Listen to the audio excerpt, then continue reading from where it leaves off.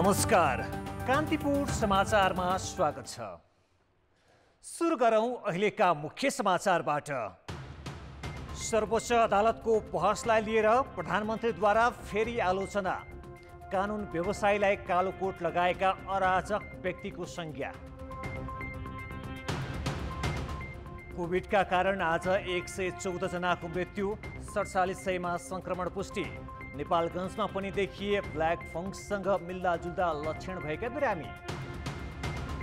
सहुलियत कर्जामा महिला उद्यमीको आकर्षण। एकै वर्षमा 38,000 भन्दा बढी उद्यमी थपिए, 42 अर्ब रुपियाँको ऋण प्रवाह। चीनमा जनसङ्ख्या सन्तुलन कायम गर्न प्रजनन नीति परिवर्तन। अब एउटा दम्पतिले 3वटासम्म बच्चा जन्माउन पाउने। र साबिक विजेता इगा फ्रेन्च ओपनको दोस्रो चरणमा। बेलायती खेलाडी हिथर पहिलो चरणबाटै बाहिरिए।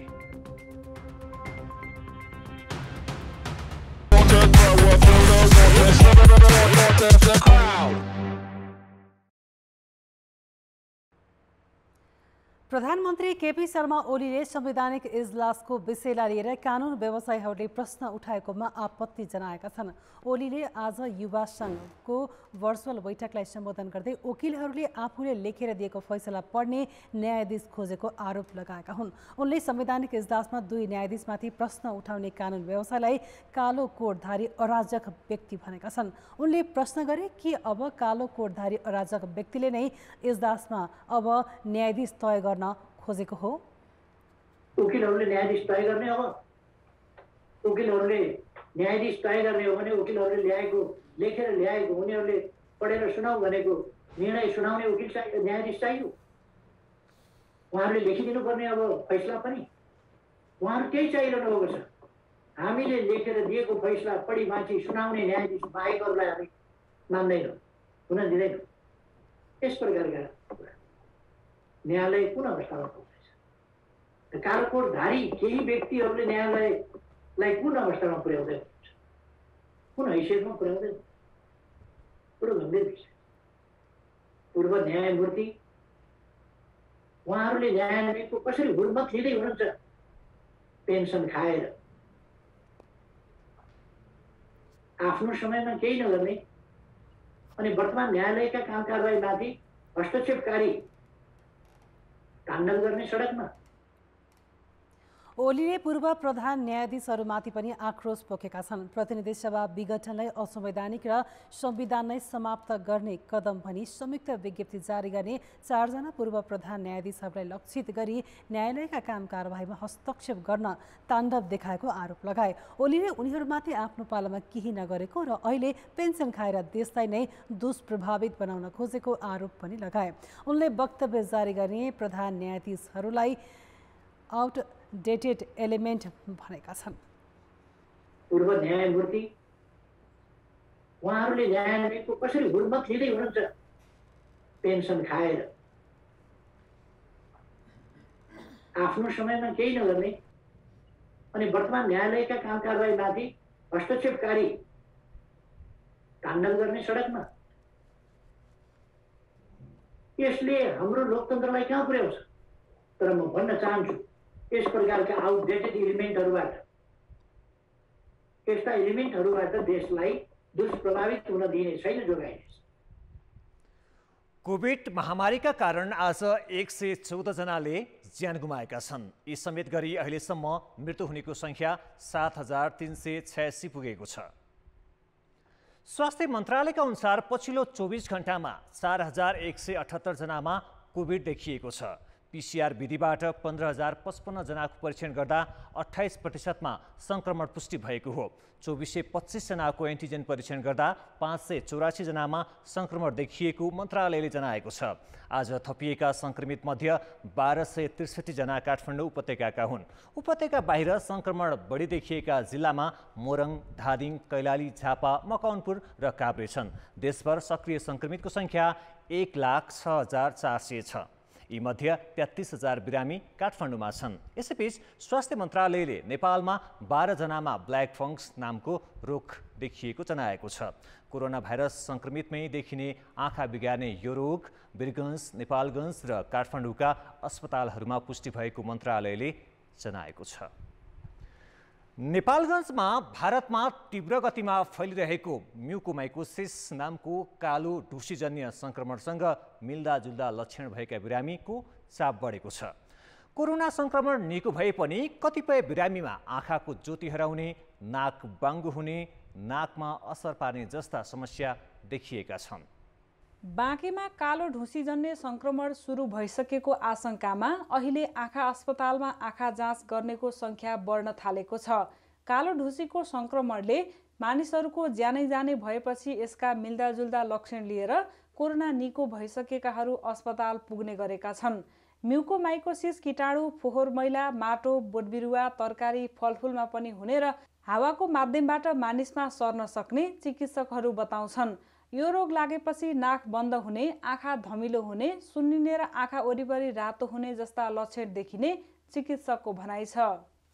गालादेखि माथिको यो एरियामा हो, यो एरियामा लाटोपन हुनु, पछि गएर दुख्नु, त्यसपछि सुन्निनु, कसैको दाँत दुख्ने पनि हुनसक्छ, दाँत झर्न पनि सक्छ। त्यसपछि बल्ल यसले आँखामा असर गर्ने हो। आँखा रातो हुने, आँखाको परेला झर्ने, टोसिस भन्छ, परेला झर्ने, आँखा बाहिर निस्किने, दृष्टि कम हुने, एउटा चिज दुईवटा देखिने, यो चिज हुनसक्छ। त्यही भएर हामीहरूकोमा पछि गएर यसले के भन्छ, नाकबाट आँखामा, आँखाबाट दिमागमा जान सक्छ। दिमागमा गयो भने त अब बचाउनु मुस्किलै हुन्छ। एक सङ्क्रमितबाट अर्को सङ्क्रमितमा नसर्ने यो सङ्क्रमण भएमा एम्फोटेरिसिन बी नामक औषधिको प्रयोग गर्नुपर्छ। तर यो औषधि नेपालमा पाइँदैन।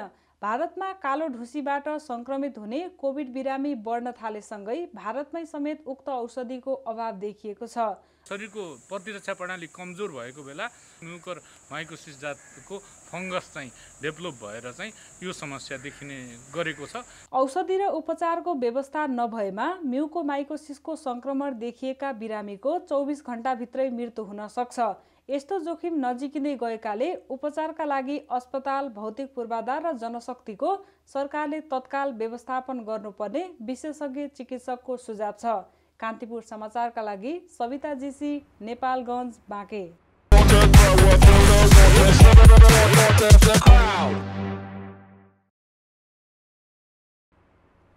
कोभिड रोकथामका लागि निषेधाज्ञा जारी गरेको 1 महिना नाग्यो। स्थिति नियन्त्रण गर्न अहिलेको कानुनले मात्र नपुग्ने भन्दै सरकारले अध्यादेश समेत जारी गर्यो। तर अध्यादेश ल्याउने बाहेक ठोस कार्ययोजना अझै ल्याइएको छैन। समुदाय स्तरमा व्यापक परीक्षण नहुँदा महामारीको वास्तविक चित्र समेत पहिल्याउन सकिएको छैन। संक्रमण रोकथामका लागि काठमाडौँ उपत्यका लगायत धेरै जिल्लामा वैशाख 16 मा निषेधाज्ञा जारी गरिएको थियो। त्यसयता 75 जिल्लामा निरन्तर निषेधाज्ञाकै अवस्था छ। जनतालाई घरभित्र राखिए पनि संक्रमणको जालो तोड्न अपनाउनु पर्ने ठोस कार्ययोजना भने सरकारले कार्यान्वयन गरेको छैन। न समुदाय स्तरमा व्यापक परीक्षण भयो, न त कोभिड पुष्टि भएकासँग सम्पर्क हुनेको पहिचान नै, जसका कारण संक्रमण शहरी क्षेत्रमा मात्र होइन गाउँ-गाउँमा पनि डढेलो झै फैलिएको छ। वैशाख 16 गते निषेधाज्ञा जारी गरिएताको अवधिमा मात्र देशभर 2,50,000 संक्रमित थपिएका छन्। 33 दिनमा 4,175 बिरामीले ज्यान गुमाएका छन्। यसबीचमा संक्रामक ऐनबाट मात्र संक्रमण नियन्त्रण गर्न नसकिएको भन्दै सरकारले कोभिड सम्बन्धी नै अध्यादेश ल्यायो, जसमा युनिफाइड अस्पताल सञ्चालनदेखि स्वास्थ्य आपतकाल घोषणासम्मको व्यवस्था छ। युनिफाइड अस्पताल अझै सञ्चालनमा आएको छैन। आपतकाल लगाउने नलगाउने टुङ्गो छैन। कोभिड-19 को संक्रमणलाई रोक्न, उपचार व्यवस्थापनलाई सहजीकरण गर्न नेपाल सरकार मन्त्री परिषदले राजपत्रमा सूचना प्रकाशित गरेर उक्त आपतकाल घोषणा गर्न सक्ने व्यवस्थाहरू भएको हुनाले यसमा अहिले स्वास्थ्य मन्त्रालयले यसो उसो भन्न सक्ने अवस्था छैन। निषेधाज्ञा प्रभावकारी नभएकाले अपेक्षित रूपमा महामारी नियन्त्रण हुन नसकेको स्वास्थ्य मन्त्रालयकै स्वीकारोक्ति छ। संक्रमण दर 30% कै हाराहारी छ, जबकि 5%बाट तल नझरेसम्म महामारी चिन्ताजनक नै मानिन्छ। हामीले जोखिम कम छ भनेर भन्नको लागि समुदायमा परीक्षण भएका टेस्टमा 5% भन्दा कम संक्रमण पोजिटिभ रेट चाहिँ 5% भन्दा कम छ भने हामीले कम जोखिम छ अथवा जोखिम मुक्त छौँ हामीले भन्न सक्छौँ। तर अहिले पनि हिजोको तथ्याङ्क अनुसार टेस्ट गरिएकोमा 30% भन्दा बढी संक्रमण दर छ। त्यसकारण हामी जोखिम मुक्त छैनौँ, जोखिम युक्त नै छौँ। सरकारी तहमा समय निकै घर्किएपछि मात्र तदारुकता देखाउने प्रवृत्ति छ। बेसार पानी र अम्बाको पातले कोभिड भाग्ने अभिव्यक्तिलाई प्रधानमन्त्री केपी ओलीले निकै ढिला मात्र गलत भएको स्वीकारेका हुन्। यसअघिका कमजोरीबाट पाठ नसिक्ने हो भने क्षति अझै बढ्दै जानेछ। कान्तिपुर समाचारका लागि कृपाल गौतम, काठमाडौँ। सत्तारूढ दल नेकपा एमाले र जनता समाजवादी पार्टी जसपा सत्ता साझेदारीका लागि छलफलमा जुटेका छन्। जसपाका नेताहरूसँग आज बालुवाटारमा भएको छलफलमा प्रधानमन्त्री केपी शर्मा ओलीले अधिकांश माग सम्बोधन भएको र बाँकी पनि पूरा गर्ने बताउँदै सरकारमा सामेल हुन आग्रह गरे। जसपा अध्यक्ष महन्त ठाकुरले पार्टीभित्र मिलाउनु पर्ने भन्दै अझै केही दिन पर्खन आग्रह गरेका छन्। संसद विघटनको मुद्दा अदालतमा भएकाले पनि केही दिन हेर्नुपर्ने ठाकुरले बताएका थिए। स्रोतका अनुसार ठाकुर पक्षले 10 वटा मन्त्रालय मागेको छ, तर ओलीले बढीमा 8 वटा दिन सकिने बताएका छन्। राज्यमन्त्री थपेर भए पनि जसपालाई मनाउने पक्षमा ओली देखिएका छन्। होइन, यसमा त्यस्तो ठुलो विषय केही पनि छैन। खास गरी हामी यो बिचमा बजेटको तयारीमा त्योभन्दा अगाडि अरू विभिन्न मतलब राजनीतिक परिस्थितिका कारणले त्यतातिर बढी ध्यान दिनु परेको प्रधानमन्त्रीले, सरकारले त्यतातिर यता कोभिडको महामारी चलिरहेको छ। यस्तो अवस्थामा कोभिडको नियन्त्रणको तयारीमा लाग्नुपर्ने, समय बढी त्यता खर्च गर्नुपर्ने स्थिति बनेका कारणले त्यो कुराहरू रोकिएको। नीतिगत रूपमा हामी लगभग सहमतिमा पुगिसकेका छौँ। जसपासित म अहिले ठ्याक्कै तपाईँलाई कुन दिन सरकारमा उहाँहरू सहभागी हुनुहुन्छ भनेर डेट त भन्न सक्दिनँ, तर निकट भविष्य यसले धेरै लामो समय लिँदैन भन्ने म यहाँलाई भन्न सक्छु। जसपाका नेता तथा कार्यदल सदस्य लक्ष्मणलाल कर्णले समेत सरकारमा जाने विषयमा सकारात्मक रहे पनि पार्टीभित्रको विवादले निर्णयमा पुग्न मुस्किल परेको जनाएका छन्। जसपाकै अध्यक्ष उपेन्द्र यादव खेमा भने ओली नेतृत्वको सरकार बहिर्गमनको पक्षमा उभिएको छ। विपक्षी गठबन्धनमा यादव सहभागी यादव समूह, संसद पुनर्स्थापना र कांग्रेस सभापति शेरबहादुर देउवालाई प्रधानमन्त्री बनाउनु पर्ने पक्षमा छ। राष्ट्रपति विद्यादेवी भण्डारी कोभिड विरुद्धको खोपमा सहयोग गर्न विभिन्न मुलुकका समकक्षीलाई पत्रचार गरिरहेका छन्। उनको यस सक्रियतालाई सङ्कटका बेला सरकारका तर्फबाट गरिएको उच्चस्तरीय पहलका रूपमा स्वीकार्ने कि कूटनीतिक संयन्त्रको विफलता भन्ने नयाँ विवाद सृजना भएको छ। कतिपयले भने यसलाई प्रचारबाजीका रूपमा अर्थ्याएका छन्। राष्ट्रपति भण्डारीले खोप सहयोग गरिदिन जेठ 12 मा भारतीय राष्ट्रपति रामनाथ कोविन्दलाई पत्राचार गरिन्, जबकि भारतले आफू कहाँ उत्पादित खोप अपुग भएकाले रसियाबाट मगाएर लगाइरहेको छ। उसले यो वर्षको अन्तिमसम्म खोप कसैलाई पनि दिन नसक्ने बताएकै 2 महिना नागिसकेको छ। भण्डारीले त्यही दिन चिनिया राष्ट्रपति सी जिनपिङसँग फोन वार्ता गरिन्। उनी यतिमै रोकिनन्, अमेरिका र रुसका राष्ट्रपति तथा बेलायती महारानीलाई पनि खोप सहयोग गर्न लिखित आग्रह गरेकी छन्। चिनिया राष्ट्रपतिले तत्कालै 10 लाख डोज दिने घोषणा गरे पनि अन्य देशबाट ठोस प्रतिक्रिया आएको छैन। कोरोना सङ्कटका कारण खोपका लागि सरकारले सम्पूर्ण शक्ति लगाउनु सकारात्मक भए पनि यो आलङ्कारिक राष्ट्रपतिको जिम्मेवारी हो कि होइन भनेर पनि प्रश्न उठाइएको छ। उनलाई कार्यकारी शैलीमा अगाडि सारिनु कुनै पनि कोणबाट स्वाभाविक मान्न नसकिने राजनीति शास्त्रीको टिप्पणी छ। खोप हो र त्यसको चाहिँ नीति के हो त सरकारको, त्यसलाई के हुन्, कार्यकारीको काम के हो र काम के हो, त्यहाँनिर उनीहरू चुकिरहेका छन्। त्यो चुकिरहेको ठाउँमा अघि सर्दाखेरि के न मुलुकले गर्यो भन्ने खालको देखिन्छ। त्यो चाहिँ यसले कुनै राम्रो नजिर बसाउँदैन। जसरी पत्राचार गरेको खबरलाई एकदमै बाहिर ल्याएर के न गरे जस्तो खालको जुन कुरा भइरहेको छ, त्यसले पनि कुनै राम्रो सन्देश दिइरहेको छ। कतिपयले भने राष्ट्रपति नै अघि सर्नुपर्ने अवस्थालाई कूटनीतिक संयन्त्रको विफलताका रूपमा अर्थ्याएका छन्। हुन पनि अमेरिकाले 1 महिना अघि जलवायु परिवर्तन सम्बन्धी विश्वभरका नेताको सम्मेलनमा नेपाललाई निम्तै गरेन। चीनले राष्ट्र प्रमुख सहभागी हुने बोआओ फोरममा बोलाउन छाडेको छ। अन्तर्राष्ट्रिय बहुपक्षीय मञ्चमा नेपालको खुम्चिन्दो उपस्थितिका बीच राष्ट्रपतिले खोपका लागि गरेको पत्राचारलाई आन्तरिक खपतका रूपमा अर्थ्याउनेहरू पनि छन्। 14 लाख भन्दा बढी ज्येष्ठ नागरिकलाई समयमै दोस्रो डोज लगाउन नसकेको र प्रतिसभा विघटनपछि आफ्नो आलोचना बढेका बेला सरकारले प्रचारबाजीका लागि राष्ट्रपतिलाई अगाडि सारेको हुन सक्ने आलोचकहरूको बुझाइ छ। हाम्रो कार्यकारी सरकारको कार्यकारी प्रमुखको विश्वसनीयता हराएर राष्ट्रपतिजीलाई चाहिँ प्रयोग गर्नु परेको हो। मैले भने नि सबैतिरका लाइट बन्द भएपछि हाम्रो सिस्टममा, हाम्रो राजनीतिक व्यवस्थामा राष्ट्रपतिजी, सम्माननीय राष्ट्रपतिजी, सर्वोच्च संस्था हाम्रो चाहिँ इमर्जेन्सी लाइट, आपतकालीन चाहिँ बत्तीको रूपमा चाहिँ उपस्थित हुनुपर्ने हाम्रो व्यवस्था छ। हाम्रो चाहिँ संविधान पल्टाएर हेर्दाखेरि यो चाहिँ अलि अस्वाभाविक र बुझ्न नसकिने किसिमको, यसको व्याख्या गर्न नसकिने, कसरी गर्ने होला भन्ने चाहिँ त्यो एउटा चाहिँ असमञ्जस्यता चाहिँ खडा भएको देखिन्छ। अहिलेको सङ्कट एकाएक आएको होइन। भारतबाट 2 महिना अघि नै खोप नआउने निश्चित भइसकेको हो। त्यति बेलादेखि नै सार्थक पहल नगरी भारतकै भर परेको सरकारले अहिले सङ्कट परेपछि एकाएक राष्ट्रपतिलाई अगाडि सारेर अर्को विवाद निम्त्याउने काम गरेको छ। कान्तिपुर समाचारका लागि क्यामेरामा विकास जोशीका साथ नारायण किलम्बु, काठमाडौँ। प्रमुख प्रतिपक्ष नेपाली काङ्ग्रेसले कूटनीतिक गृहकार्य बिना खोपको लागि पहल गरेर सरकारले अपरिपक्वता देखाएको आरोप लगाएको छ। बजेटमाथि प्रतिक्रिया जनाउन आज आयोजित पत्रकार सम्मेलनमा काङ्ग्रेस नेता मिनेन्द्र रिजालले मन्त्री र कर्मचारीबाटै समयमा दोस्रो डोज खोप समयमा उपलब्ध गराउन नसक्ने भनिरहेको अवस्थामा पत्राचार गरेको भरमा खोप आउँछ भन्नु सरकारको अनुत्तरदायीपन भएको बताए। राष्ट्रपतिले विभिन्न मुलुकमा गरेको पत्राचारलाई लक्षित गर्दै उनले किताबमा बजेट छुट्याएर मात्रै जिम्मेवारी पुरा नहुने उल्लेख गरे। बिना कुनै कूटनीतिक गृह कार्य र परिश्रम जतासुकै पत्र पठाएकै भरमा खोपको जोहो हुन्छ भन्ने सोच सरकारद्वारा प्रदर्शित अनुत्तरदायी मनोवृत्तिको श्रृङ्खलाको थप अर्को कडी हो।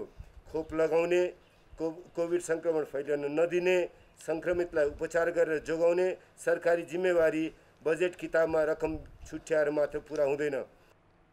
अहिलेसम्म पुँजीगत खर्च समेत गर्न नसकेको सरकारले जनमत बटुल्नको लागि मात्रै बजेट ल्याएको पनि काङ्ग्रेसको आरोप छ।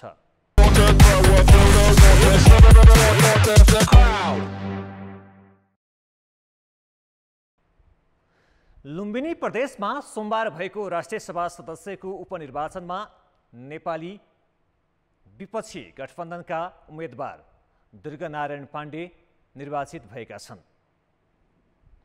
नेकपा एमालेका उम्मेदवार चन्द्रबहादुर खड्कालाई 546 मतभारले हराउँदै काङ्ग्रेस, माओवादी, राष्ट्रिय जनमोर्चा र जसपाको उपेन्द्र यादव समूहको समर्थनमा उम्मेदवार बनेका पाण्डे विजयी भएका हुन्। पाण्डेले 4140 मतभार प्राप्त गरेका छन्। पाण्डे यसअघि कपिलवस्तु जिल्ला 2 प्रदेशसभा सदस्यमा निर्वाचित भएका थिए।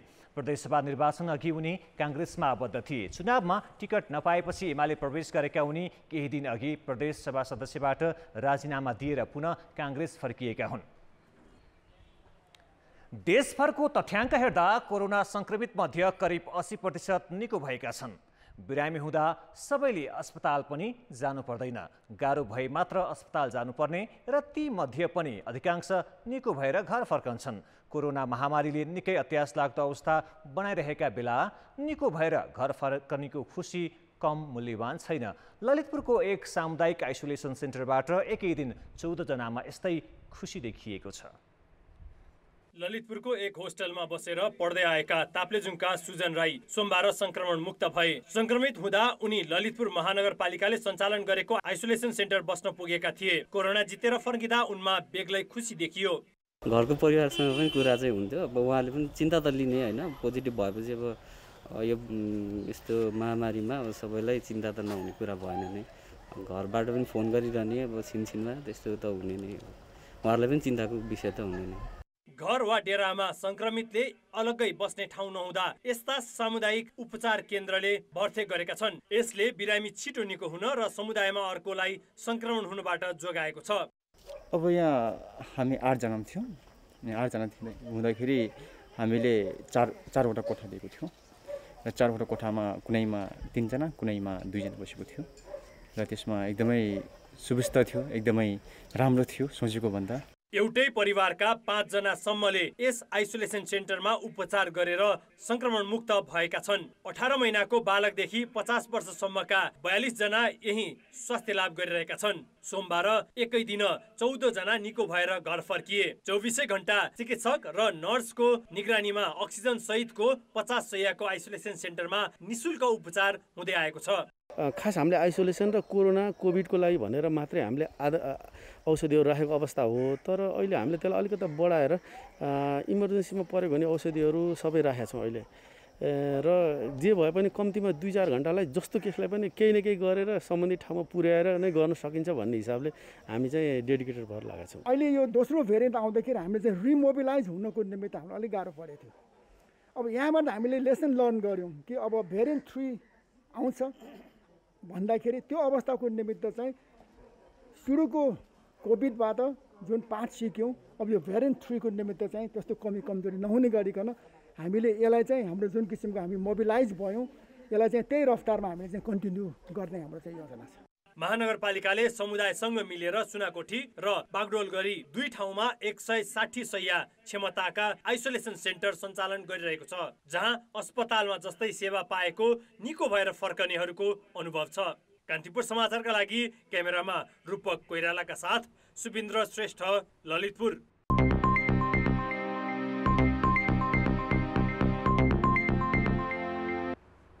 सरकारले महिलालाई उद्यममा प्रोत्साहन गर्नका लागि 6% ब्याज अनुदान दिँदै आएको छ। यसले महिलालाई उद्यममा आकर्षित गरेको छ नै सम्पत्ति तथा उद्यममा महिलाको स्वामित्व पनि बढाएको छ। 2 वर्ष अघि गरिएको राष्ट्रिय आर्थिक गणना अनुसार देशभरका 9,23,000 व्यावसायिक संस्थामध्ये 2,47,800 मात्र महिलाले सञ्चालन गरेका थिए। अर्थात् सञ्चालनमा रहेका मध्ये 1/4 भन्दा केही बढीमा महिलाको स्वामित्व थियो। सरकारले उद्यममा 6% ब्याज अनुदान दिन थालेपछि भने उद्यममा महिलाको स्वामित्व र सहभागिता बढ्न थालेको छ। गत वर्षको चैत मसानसम्म 6,682 जनाले महिला उद्यमशीलता कर्जा लिएका थिए भने यो वर्ष 45,128 जना पुगेका छन्। अर्थात् एकै वर्षमा 38,446 जना महिला उद्यमी थपिँदा यस क्षेत्रमा 42 अर्ब 15 करोड रुपैयाँ कर्जा प्रवाह भएको छ। सहुलियत दरमा पाइने कर्जा मध्ये कृषि कर्जापछि महिला उद्यमशीलता कर्जा सबैभन्दा बढी लोकप्रिय देखिएको छ। महिला उद्यमशील कर्जामा अहिले वास्तवमा हाम्रो कुल कर्जाको झन्डै 60% कर्जा चाहिँ महिला उद्यमशील कर्जामा गएको छ, जबकि अरू 9 प्रकारको कर्जाहरू छन्। र यसरी महिलामा जानको लागि 3वटा खालको कुराहरू छन्। एउटा कुरो चाहिँ महिला सम्बन्धी कर्जाको कार्यविधिहरू अलि सरल पनि छ र त्यसले गर्दाखेरि अलिकति फर्महरू बुझाउन र लिनको लागि अलिकति प्रक्रियाहरू छिटो चालितो हुन्छ। दोस्रो कुरो यसको रकम पनि अरू कर्जाहरूको सीमा 10 लाखसम्म भए तापनि 15 लाखसम्म यसको सीमा पनि छ। त्यसो भएको हुनाले यसमा फेरि यसको रेन्ज पनि वाइड रेन्जमा चाहिँ के छ भनेदेखि धेरै प्रकारको बिजनेसमा यो जान सक्छ। अन्य सहुलियत कर्जामा 10 लाखको सीमा भए पनि महिला उद्यमशीलता कर्जा 15 लाख रुपैयाँसम्म लिन सकिन्छ। 18 वर्ष उमेर पुरा भएका महिलाले यस्तो ऋण लिएर उत्पादनमूलक उद्यम तथा व्यापार व्यवसाय दुवै गर्न सक्छन्।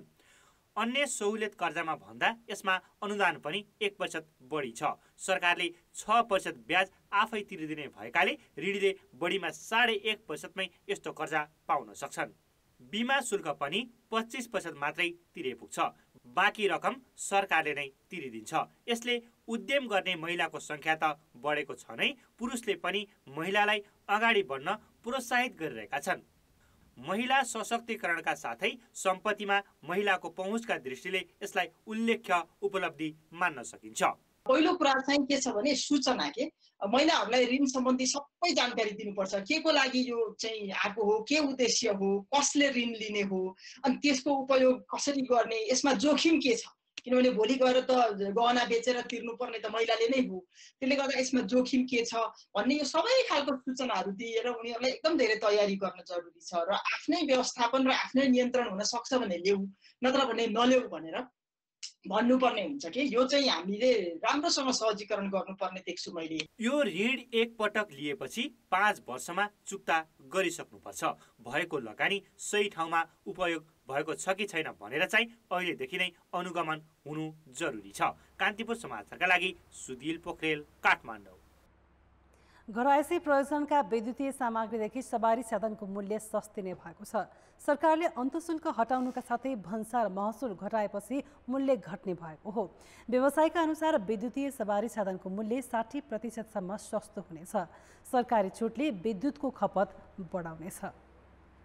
विद्युतीय सवारी साधनमा 1 वर्ष अघिसम्म 10% भन्सार र 13% भ्याट लाग्थ्यो।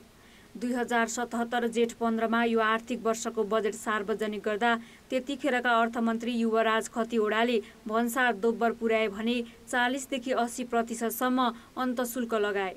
त्यसपछि व्यापारीले नयाँ साधन आयात नै गरेनन्, जबकि अघिल्लो आर्थिक वर्ष 450 बिजुली गाडी आयात गरिएको थियो। चौतर्फी आलोचना भएपछि अहिलेका अर्थमन्त्री विष्णु पौडेलले अन्तशुल्क खारेज गरेका छन्। भन्सार महसुल न्यूनतम 10% झारेका छन्। गाडीको क्षमता अनुसार भन्सार बढीमा 40% पुग्नेछ। व्यापारीका अनुसार यसअघि 1 करोडभन्दा माथि पर्ने कियाको निरो कार अब 70 लाखमै पाइनेछ। 1 करोड 25 लाख पर्ने टेस्ला मोडल 3 ग्राहकले 50 लाखमै पाउनेछन्। अब विद्युतीय गाडीको बिक्री बढ्ने व्यापारीको अपेक्षा छ। यो भन्सार बढिसकेपछि त्यो सवारी साधन चाहिँ कसैले पनि खासै खरिद गरेन। उही भएका केही स्टक 1-2वटा बिक्री भयो भने भयो, नभए खासै बिक्री भएको थिएन। पुरानै स्टकहरू बिक्री गरिरहनु भएको थियो भने यो वर्ष अब 100% बिक्री बढ्छ र पहिला भएका स्टकहरू पनि आउँछन्। भन्सारमै राखेर छुटिराखेका अथवा पारी भारतमा चाहिँ छोडिराखेका गाडीहरू पनि सबै छुट्छन् र जहाँसम्म मलाई लाग्छ अब विद्युतीय सवारी साधनको पनि वृद्धि बढ्छ। घरायसी प्रयोजनमा प्रयोग हुने विद्युतीय सामग्रीको भन्सार महसुल पनि सरकारले बजेट मार्फत घटाएको छ।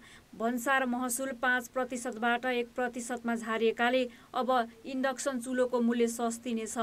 Rice cooker, fridge, fan, grinder लगायत वस्तुको मूल्य झनै घट्नेछ, किनभने ती वस्तुमा भन्सार महसुल 5% घटाइएको छ भने अन्तशुल्क खारेज गरिएको छ। यसबाट विद्युतको खपत वृद्धि र वातावरण प्रदूषण कम गर्न सहयोग पुग्ने विश्वास गरिएको छ। पोहोर बढाएर त 1 करोड बढी लाग्यो, त्यसकारण कसैले पनि किन्दै किनेन। अब चाहिँ फेरि पर्यारकै हाराहारीमा आएको छ। यो चाहिँ धेरै सकारात्मक कदम हो। गाडीहरूलाई प्रोत्साहन गर्न सकियो भने प्रदूषण धेरै परिमाणमा घटाउन सकिन्छ। बिजुलीको उपभोग बढ्छ तपाईँको। अनि पछि यो फेरि यो एलपिजी ग्यास पनि हामी आयात गर्नु नेपालमा उत्पादन हुँदैन। त्यसले गर्दा पनि व्यापार घाटा र तपाईँको स्वतन्त्र घाटा घटाउँछ। सरकारले बजेटमा भने अनुसार काम सकिए आगामी आर्थिक वर्ष 1600 मेगावाट भन्दा बढी विद्युत थपिनेछ। त्यो विद्युत खपत तथा डिजेल, पेट्रोल र ग्यासको आयात निरुत्साहित गर्न पनि बजेटको व्यवस्थाले सहयोग पुग्नेछ। कान्तिपुर समाचारका लागि अञ्जना लामिछाने, काठमाडौँ। अब जनमतको अन्तिम परिणाम। जनमतमा हिजो हाम्रो प्रश्न थियो, कक्षा 10 को अन्तिममा लिने एसईई परीक्षाको विकल्प के हुन सक्ला? ए विद्यालयकै जिम्मा दिने, बी पुरानो प्रणालीको निरन्तरता र सी अहिलेकै मूल्याङ्कन विधि। जनमतको अन्तिम परिणाम यस्तो छ, ए विद्यालयकै जिम्मा दिनेमा 61%, बी पुरानो प्रणालीको निरन्तरतामा 13% र सी अहिलेकै मूल्याङ्कन विधिमा 26% मत प्राप्त भएको छ। अब आजको प्रश्न। जनमत हाम्रो प्रश्न छ, सहुलियत कर्जाबाट अझै धेरै उद्यमीलाई समेट्न के गर्नु पर्ला? ए चेतना विस्तार, बी उद्यमशीलता विकास र सी प्रक्रियाको सरलीकरण। जनमतको अन्तिम परिणाम भोलि साँझ 8 बजेको कान्तिपुर समाचारमा प्रसारण गर्नेछौँ। कृपया न्युज स्पेस ए बी वा सी टाइप गरी 34001मा एसएमएस गरी आफ्नो मत व्यक्त गर्नुहोला। अब जनताको आवाज। हामीले पाल्पामा सोधेका छौँ, संविधानको मर्म अनुसार देशलाई निकास दिन नसक्नुको कारण के होला? जनताको आवाज। अहिले आफ्नो कुर्सीको खेलावटीमा लगाइरहेका छन् अथवा आफ्नो पद लिनको लागि हो जस्तो लाग्छ मलाई। राजनैतिक दलहरू बीचको आन्तरिक द्वन्द्व, सत्ता र शक्तिको निम्ति भएको अस्वस्थ प्रतिस्पर्धा नै संविधान कार्यान्वयनको मुख्य समस्या हो जस्तो मलाई लाग्छ। संविधान विज्ञहरूले नै अब त्यसलाई हेलचेक्राइ गरेको, त्यसलाई वास्ता नगरेको, त्यसको विषयमा खोज्ने एउटा निकाय बलियो नभएको जस्तो लाग्छ। गुटगत स्वार्थ, वर्तमान प्रधानमन्त्रीको चरम सत्तालिप्सा र वर्तमान प्रधानमन्त्रीज्यूबाट गरिएका हरेक सिफारिसहरूलाई सम्माननीय राष्ट्रपतिज्यूबाट हुबहु रूपमा स्वीकार गरिनु। जनताहरूमा एउटा त सचेतना कमी पनि हो, इमान्दारताको पनि कमी छ र आफ्नो ठाउँमा जुन कर्तव्य गर्नुपर्ने त्यो सबैले निभा गरे जस्तो पनि लाग्दैन। सत्ता लिप्स र मनोवृत्ति एकदम उच्च खालको मनोवृत्ति भएको कारणले गर्दाखेरि आजको संविधान धाराशायीमा परेको छ।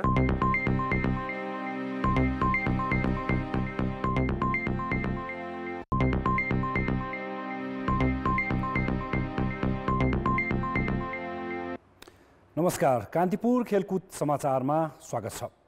ओलम्पिक हरेक खेलाडीको सपना हो, तर सबैको यो सपना पूरा हुँदैन।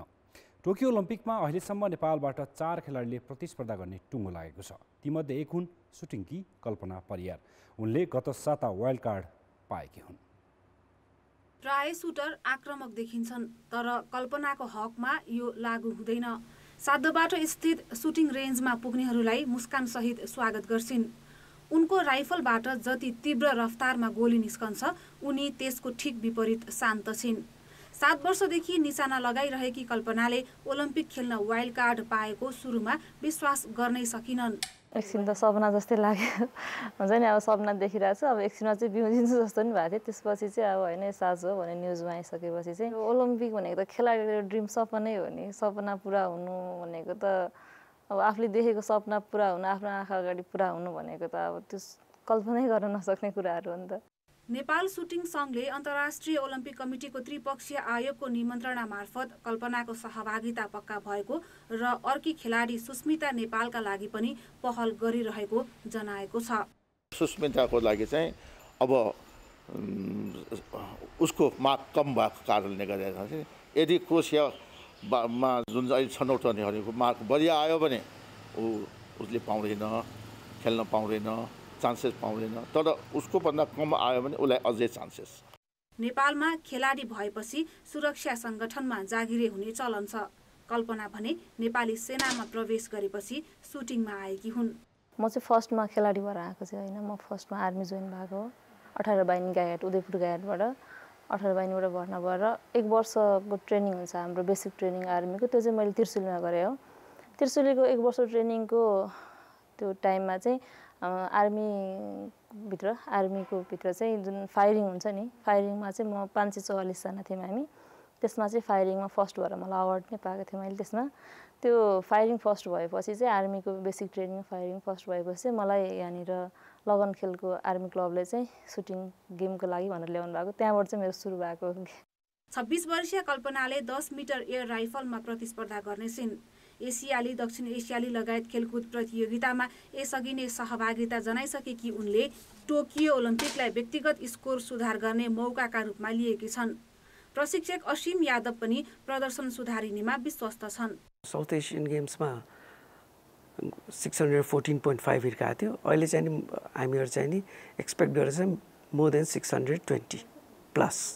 अब त्यसको लागि जति पनि जान सकिन्छ र उसँग क्यापेसिटी पनि छ, हिर्काउन सक्छ। आजसम्म त राम्रै गर्दै आएको छु। अब ओलम्पिकमा पनि गएर चाहिँ अब सबैले सोचेको भन्दा अझै राम्रो गर्छु भन्ने सोचिरहेको छु। अब मेडल भन्दा पनि स्कोर आफ्नो इम्प्रुभ गर्छु भन्ने सोचेको छु। नेपालले सन् 1988 को सियोल ओलम्पिकदेखि सुटिङमा भाग लिन थालेको हो। 2016 को रियो ओलम्पिकको सुटिङमा भने नेपाली खेलाडीले मौका पाएका थिएनन्।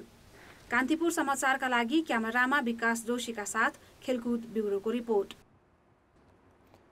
कान्तिपुर खेलकुद समाचार अहिले यति नै। अब मौसम सम्बन्धी जानकारी।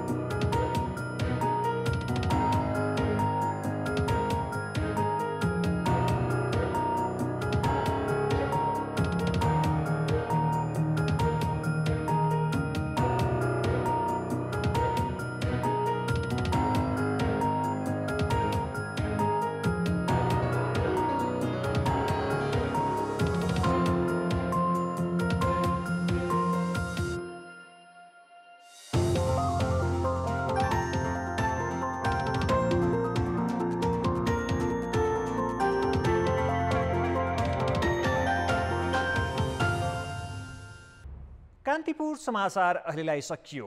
यसपछि कार्यक्रम फायरसाइड हेर्न सक्नुहुनेछ। कान्तिपुर टेलिभिजन हेर्दै गर्नुहोला। नमस्ते।